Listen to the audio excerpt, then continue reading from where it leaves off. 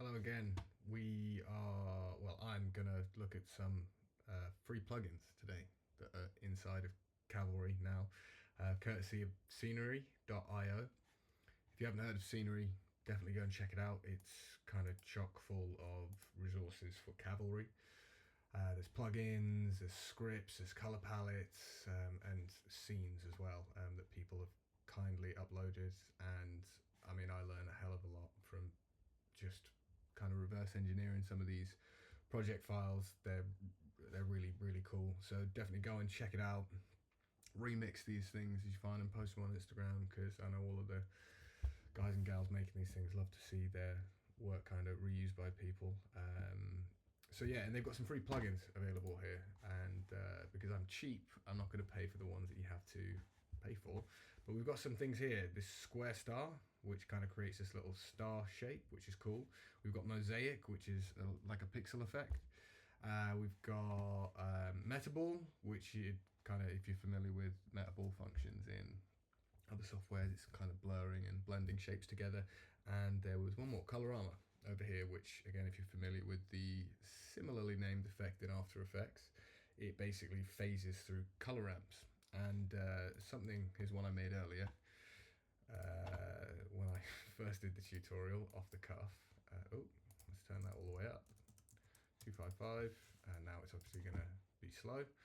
But you can see here we've got a kind of amorphous blob of colors that spin round and kind of blend and blur into each other. It's not the prettiest thing in the world, I'll grant you that, but I was just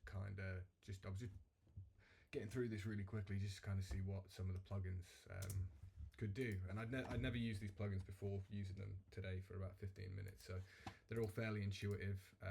Installing them is pretty easy, I won't go over it. Just read the instructions inside the zips and you'll not go far wrong. Okay, so we've got a kind of 4x5 canvas here. Let's make ourselves a dark background so we can kind of see what we're doing. And let's maybe turn this on. So the first thing we're going to do, let's drop in that square star shape. So square star, what can we do with this? So we'll increase the radius so we can see what we're up to. And let's change it to a color. Let's go with that marathon green again. Great, so we can change the radius, and that's going to shrink and increase the size. And we can do this cool cutout thing and make a Red Hot Chili Peppers logo. Is it 5 on the Chili Peppers logo? Is it 6? Oh no, it's that many. No, it's 8, but it's turned on its side like that, right? Okay, there we go. So fairly straightforward little tool there, but again, it saves you a hell of a lot of time. I mean, because I constantly would make crosses for grids, literally just something like this, and have to use 2 basic lines, and it's a bit of a faff pre-comp and things like this. So this tool was needed, so fair play for making this. Great, so let's do some stuff with it. Let's just start off with, I'll tell you what, because we're going to use all of these things, I'm kind of trying to make it big so we don't have to look at too much fine detail. So we'll keep these fairly chunky for now, and let's drop it in a duplicator, but we'll group it first and we'll drop it into a duplicator. And let's go. I mean, that's pretty cool. I mean, just right off the bat, right? We've got kind of like grid, so that's not too bad. So let's go into here and we'll animate this radius change with an oscillator. And they disappear because we're getting minus values and we don't want that. Let's go 150 and 450. So we should see that they start going, ooh, that oscillator comes in quick. Right, so now we should see a bunch of, sorry, I've got my cache playing back, that's why we're playing back so slow. So now we're seeing some kind of cool increases in size. And I'll tell you what, actually, I don't like that. Let's not do that. Let's click those values to be from a value array. So let's go in here, we'll add a value array onto those, and we'll add 450 as one, and the second one can be 250. There we go. That gives us something that looks, quite nice. Quite a cool little pattern. Looks like a hipster logo for a hairdresser's. So let's drop this into here, and then let's also do some stuff on the rotation of them. We can choose to do that within the shape, or we can choose to do it in the duplicator because we've grouped it, so we still have access to all of its transforms here. So let's use the transforms that we have in here in case we want to use it again elsewhere. So we'll add another value array into here because I want to kind of clip between values. So let's go 0 and then what, 45 do we want? Happy days. So, but again, we don't want to auto index this. Let's kind of add some variation into it, and we'll just add a noise. And let's go turn the position off here and go 0, 1. So now we should just start seeing values kind of click in between the two. Pretty cool.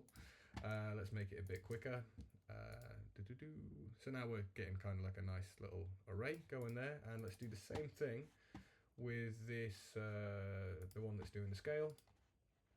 We'll add a different behavior in, just because I think it'll be nice to have these doing two different things as opposed to them doing the same thing. Let's maybe turn the stagger right down and turn position off. So we're going to kind of get them flicking up and then flicking back down. That's fairly cool. And then they go down and then they don't come back up. That's because the time is going off. And let's maybe turn that back up actually a bit. Let's turn that up. So we're seeing something going like that. Actually, I don't like that. Let's turn that up and let's turn this back down. There we go. So now we're getting a bunch of kind of random effectors going there. But obviously that's not the only thing we can do. We can change the amount of sides that these boys have. So let's do that, and let's add. Let's do a noise again. Noise is always good. So we don't want there to be a minimum of no sides, because I'm pretty sure the minimum amount of sides we'll get for this is 3. So let's go 4 because we had it on 4 before, and then let's go 8. So let's go 6. Simplex noise. Doesn't seem to be giving us many 4 values in there though, does it? It seems to be giving us all the exact same amount. Interesting. Let's go 0. Okay, so that's giving us some variation. So that's maybe, okay, we'll keep it at 0 then. But then we're having a problem with the rotations, making it look a bit weird there, isn't it? Okay, let's not do that. Let's just keep it at 4. And then in fact, we'll do 4 and 8 because we can, let's add a value array, get into our sides here, add 4 and add 8. So we kind of get these chunky ones and some thin ones.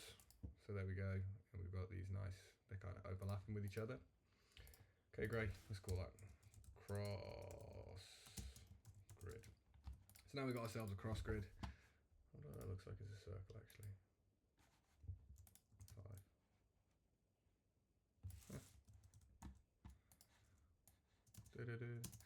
Okay, that looks alright.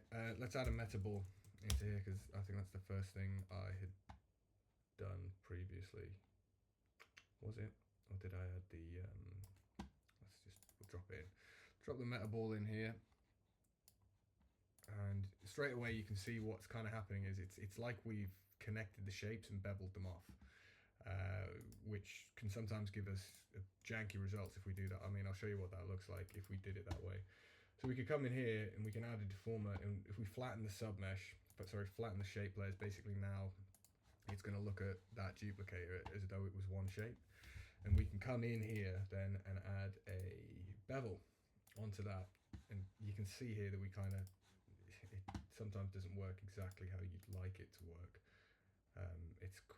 It's not looking at, it's filling in the gaps and things like that, which we don't want. Now, I do believe there's probably a way around that, right? So let's clean that up before we do that. Clean up. Let's go in here. Let's add the clean up before the bevel. No, it doesn't do that. Let's go. Clean up resample path. Let's try and add a resample path before we do that. That doesn't work either. Clean up. Oh, we didn't have it turned on. So, yeah, as you can see there, so I mean, sometimes you don't get the exact results you're expecting with the bevel. Single path.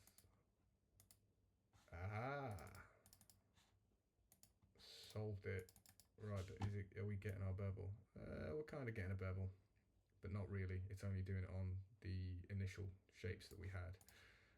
I mean, I don't hate that. It's kind of giving us a secondary bit of interest. But here you can see we've got that effect that we were kind of going for there, where it's blending in between those two shapes. So that's already really cool. And you know, obviously the more we blend that, the less definition we have. So we can choose to smooth it more or smooth it less. I mean, it looks fairly cool. And it plays back pretty well as well. So we have quite a cool, you know, ability to just play back live instead of having to wait for, you know, something that takes ages to process. So there's a few other settings in here. You know, you can change the quality, you can change the input thresholds, kind of just clipping those values. I mean, that's fairly cool, isn't it? If we do that and then, I don't know, do something like, what's fall off power do? Okay. I mean, it's not bad. It looks fairly cool. And we can choose to fill that in as well and choose an outline, and then you get some. I was playing with this, and you can get some really cool results with that. It's like an inner glow type effect, and it looks mint. But that's not what we're gonna do, because we're gonna kind of daisy chain up some of these other effects that we had. And one of the effects that we had is Kolorama. And the way I'm gonna play with this is I'm gonna come into this square shape, and we're gonna kill off the that green. We're going to add in a gradient shader, and the gradient shader is just going to kind of stick there, and we're getting, it's not that interesting, it's just going from black to white, but it'll get a little more interesting in a second. Now we don't want to clamp it, because if we move it across, it's just going to go to, oh no, it's all right actually. Oh no, sorry, that's because it's mirrored. If we go back to clamp, if we then move it, we're just going to get black or white either side of that clamp, and we don't want to do that. We want to either mirror or repeat it, so we can come into the offset, and we could add a frame just so it moves constantly in one direction, and add a random into that. In fact, we won't add a random. Yeah, we will. We'll add a random. We'll add the random, and we'll go something like 10 and 5. And then if we watch that, we're going to see we're getting kind of like flowing colors that move across the grid.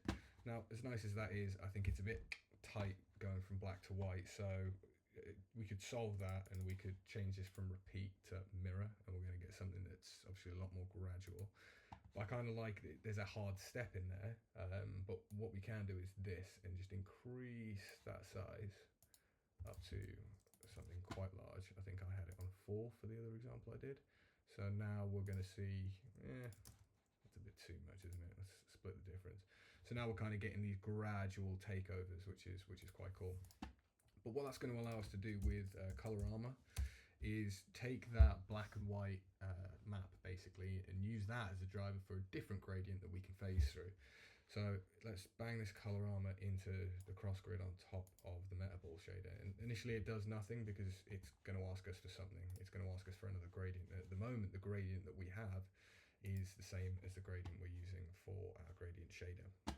So what we're going to do is we're going to add 3 stops in the middle here, and we're going to pick some kind of, I don't know, I'll try and do the same colors I had before. Let's go red, let's go orange. I've added an extra stop in there, which we don't want to do. Kill, what's happening here? Red, orange, what is going on, bro? Kill that off. Okay. Like a yellow kind of color, and then let's get a kind of blue from over here. I've done it again. Let's kill that off and add this, and scrooge these around so we actually get some of this. Kill that one, and then if we right click it, we can distribute the stops evenly. So now we're getting, you know, quite funky colors that will, as we play through, we're getting them doing something like this. We can mess around with this again. We could start rotating those things in here if we really wanted to.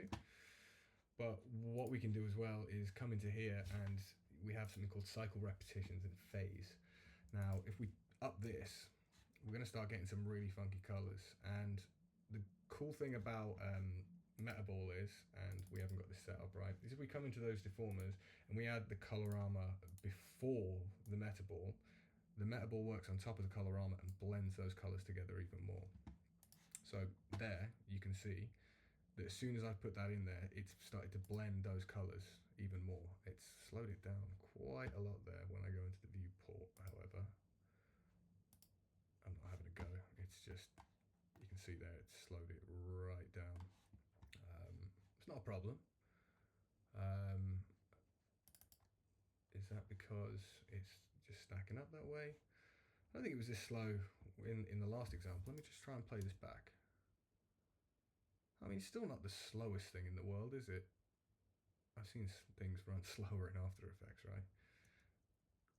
Okay, so I mean, that's fairly cool. Let's go back into the Metaball and just kind of see what we can do with that. So maybe we can blur it a bit more. Let's turn that tolerance way back down, and we can smooth it out a bit more, blur it even more, and maybe turn this right down, turn the tolerance right down, and maybe if we come back into our square star shape, have we got what's happening with, oh, no, it's our cutout here. Bloop, bloop. There we go, maybe something like this, and we're kind of getting these weird blob effects going on. Now this looks quite nice, but there's not enough motion going on in there, so let's add a secondary amount of rotation, and let's add an oscillator into the shape rotation, and let's go like -90 and 90, ooh, 900, 90, and then go 1 and like 0.2, and let's, I don't know, change it to a cosine, not tangent, and then hopefully, and let's change the stagger down to like 5. So hopefully we'll see just kind of some slow, nice rotation of these kind of blending, morphing shapes, which is fairly cool. I think there's too many though, so let's just go 2 in the X and scrooge them in like this. So we're going to just start seeing some nice kind of, it's like a trippy cog animation a hippie might make. So there you go, that's pretty cool. There's obviously a lot you can do with that. I mean, I can go into these more. I could, apply these to like lots of things individually. I'm just trying to use them all in conjunction with each other, so it looks a bit messy. But the next one is Mosaik, and essentially what that's going to do is take all of this and make it look like a pixel grid, which is you do have Pixelate inside of Cavalry, and it works essentially the same way, I guess, but this allows us to control the bar size in X and Y, so we can have rectangles and we can access that individually with behavior parameters, whereas in the Pixelate inside Cavalry we just get a size of square pixel. Now let's just drop this filter in on top of that, and straight away you can see we're getting that kind of nice filter effect, and it doesn't really slow it down too much. It's still playing back fairly nicely. What I'd had before is I came into these rows and columns and I just added a behavior into the noise, into both noises. So if we come in here and let's set the minimum to like 5 and the maximum to like 70 or something like that, and I guess none of that's actually going to make any difference because it's just going to change them all at once. But now it should just kind of gently go up and down through those values. It doesn't seem to be changed too much. Is it giving us the same value in the Mosaic for both of them? Kind of. I do want it to be a little more intense. So let's go. Yeah, we do want separate channels, but you'd have thought they'd be a bit more drastic. There'd be more kind of length in one. Let's go cellular now. Let's see what that does. 200, 100, 0. Okay, let's see what this looks like. We'll just do a cheeky preview. See what it looks like. I'll tell you what, actually, we need to turn up that time scale a bit because cellular seems to go much slower. So there you go. You can already kind of see that we've got a pretty cool kind of multicolor grid of stuff going on. And as we drop back on that resolution, it looks like something completely different. I could see this, I could use stuff like this for making VJ loops, or creating textures for use inside of 3D, super quick, blob animations and things if you don't want to use, kind of solvers and things to make stuff grow. We could fake it with this. We could do tree animations and stuff with that Metaball. In fact, we could potentially try and do that now. Why not, right? So let's see if we can make a tree with the Metaball. effect. This will be fun, we'll do it in here. So what's the best way to just generate a bunch of lines? Let's do it with the connect shape. So let's get a kind of base position down here. And let's duplicate you and drag you up here. And just group you and then drop you in a duplicator and go random. And then let's make it quite wide. Lovely stuff. And then let's go connect shape and let's drop our source in as our base rectangle shape. Ooh. Let's just go submesh for now because there's just one submesh, so that should work. And let's go submesh here and add our duplicator to it. So hopefully we'll get a bunch of connections. Great, that's not enough connections. So per point connection limit, we want something like this. There you go. And let's do Bezier and shoulder both. So we've got this kind of weird growth. We can hide both of these now because we don't really need to see them. And we want to draw these all on one after the other, so let's do that. Let's go 0 and then go up here and go like 50 and go like here and add in a nice ease, and then let's bang in a shape time offset within this, and let's just go random and we'll go 20 minus 20, so hopefully they should start just animating on. Turn this off for a second. There you go, but there's no stagger. Why is that? Is that because we haven't popped that? Minus 20. I thought that worked straight in there. So, okay. Do we have to make it submesh? I didn't realise we had to do that. Okay. Submesh. We'll go in here and we'll override the stroke with something out of here. Let's tell you what we'll do as well, which might be cool. Let's add a color array into this bad boy, and let's get a bunch of different colors. Let's go fiery orange, crazy green, purple. Make the background black. There we go. And let's make these lines kind of varied in width. Let's go random. We'll just give a static value to them. Sorry, we need to put that into the submesh now because that's why that's not working.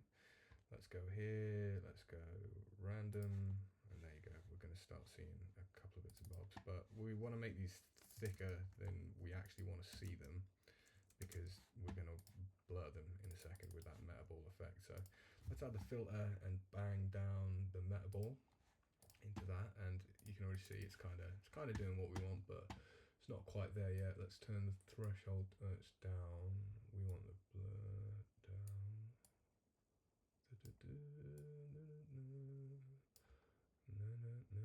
Input threshold. There we go. Do we need to make them thicker then? Let's have a look. Random width. Which one of them's not coming into anything? 2. Let's do something like that, and then hopefully we'll be able to really peel these back like this. So we want to blur it, but we want them to be nice and smooth. So something like that maybe, and let's see what happens. And it's because we haven't animated the stroke. So let's do that again. Pop this over here and then go 100. Great, and then do we have a shape time offset? Okay. Let's bang a shape time offset in here, and let's go random and go 50 minus 50, and then add that ease there, magic easing, very slow in, very slow out. I hate these colors, so let's change them to something more, I don't know, like a tree. How about that? Let's go kind of this yellowy green, dark over here, maybe like some underwater kind of under the sea type vibe. There we go, something maybe a bit like that, and there you go. So what is that escape time offset? 50. There we go. So hopefully we'll start seeing these kind of draw themselves on in a crazy way. So that's fairly cool. You know, kind of retaining some of that. Obviously, we could workshop that all day long. I mean, we could come in here and change this, and we could, I don't know, we could start resampling this path, and then we're going to get something completely different, which is cool. And we could do something like this. There you go. I think as well, if we came into this duplicator and really kind of lengthened that out and extended that up and did something like this, and let's add a bevel onto that thing. So now we're getting some of these types of things. So now we're getting what essentially looks like a weird blurry tube map kind of thing going on. And again, we could come into here and then slap that mosaic effect onto it and make something that's kind of, oh wow, it's like a shitty Netflix title. Let's turn that to 10. There you go. So we're getting kind of like these cool pixel animations. That's pretty rad, you know. And there's obviously lots of stuff we can do with that. Right, happy days. Again, 26 minutes. Sorry. But definitely check out those plugins. Again, the URL for that, scenery.io/kind of plugins. Definitely go and have a play with them, and shout out to the chaps that made those.